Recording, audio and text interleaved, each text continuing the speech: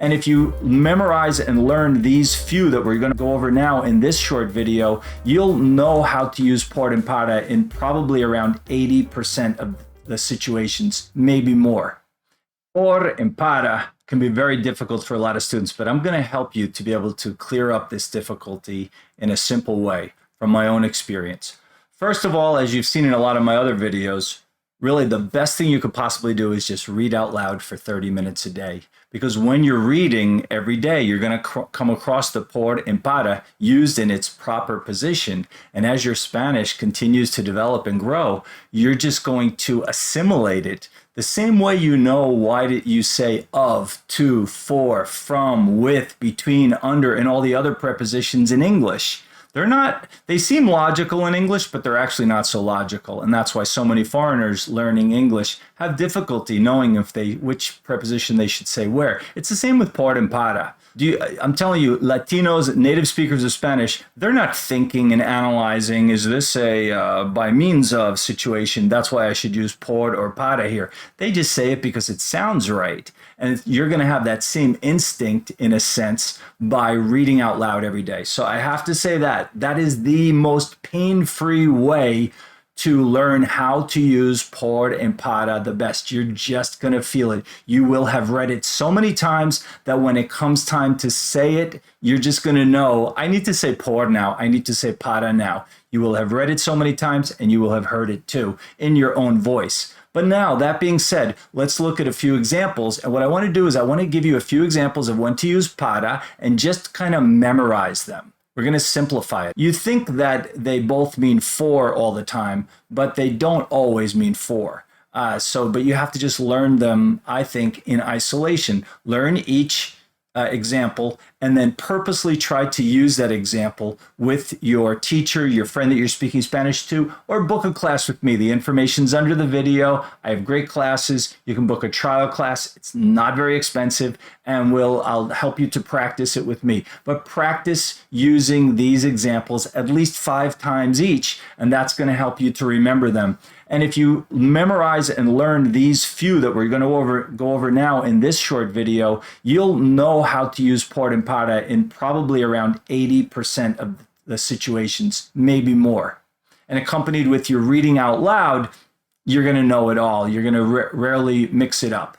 Right now, it seems really difficult. You feel like it's just random when you should say por and para, but it's going to clear up. So let's look at a few examples. So here's the first one. ¿Para qué estudias? What are you studying for? So the para is used with para qué. That's a common one, like what for? ¿Para qué? ¿Para qué? ¿Por qué is why. Kind of interesting. It's like kind of a similar thing, right? In English, we can interchange for what or why, but this one is like for what? What's the purpose of it? But ¿para qué estudias? Para llegar a tiempo, tendrán que salir a las 7. To arrive on time, they will have to leave at 7. So here, para means like in order to. But we don't always have to say in order to. We can just say to arrive on time. It's understood that it means in order to arrive on time. The next one is very common. Para mí, for me. Para ti, for you. Para él, for him. Para María, for Mary. When it's like for a person, then you use para, not por. Now this one's a little bit less used, but still very important, right? Para su edad, se ve muy joven. For his age, he looks very young. Also, another example would be in the same idea. Para ser norteamericano, habla español muy bien.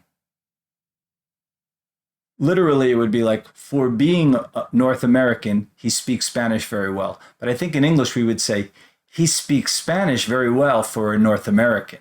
We would say it with a completely different word order. We'd switch the 2 clauses, and it sounds more natural that way.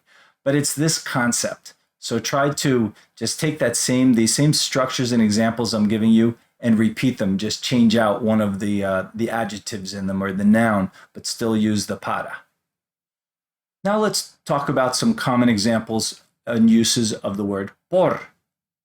Now por is the concept really it's more like by, but it can be for. When it's for, then it's usually referring to a duration of time, like por una hora, for an hour, por 3 segundos, for 3 seconds, por 2 horas, for 2 hours, por una semana, por un mes, for a month, por un año, por 4 años, for 4 years. So anytime it's a time period, use por. El libro fue escrito por Mario. The book was written by Mario. Escrito por, written by. That's used a lot when you use the past participle of the verb, like painted by, pintado por.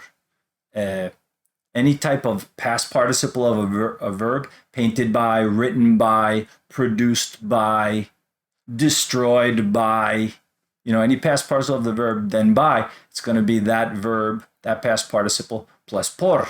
So that was pretty easy to remember, and just practice it now. Then we say like por teléfono, on the telephone or by telephone. Por avión, by plane. Por tren, by train. Any kind of way of transportation, you're going to use por. Another common use of por is when we say like, caminaba por el parque. He walked through the park or around the park. It's used in this general sense. The same way we say around, we don't mean literally around the park or I walked around the city. It can be literally around, but often it just means meandering through the park, going for a casual walk. In Spanish, you can express that with por. So it's not a specific, destination or place. It's just in general. We would say around, they say por. Also for the times of day, but again, maybe this is connected to the time periods. Por la mañana, in the morning, por la tarde, in the afternoon, and por la noche, at night. So that's great because it's time periods and you're using por. ¿Cuánto pagaste por los zapatos? How much did you pay for the shoes? So like to pay for, coming after a verb. Pagaste por, you paid for. That's a useful one. Another one that is important to remember is after gracias, thank you, you always say gracias por. And then you use the infinitive. So it's gracias por llamarme. Thank you for to call me. Not, we say thank you for calling me in English, but don't use llamando, use the infinitive, llamar. Gracias por llamar. Gracias por venir. Thanks for coming. Gracias por ayudar. Thanks for helping. But literally, thanks for to help. Use por after gracias, never para.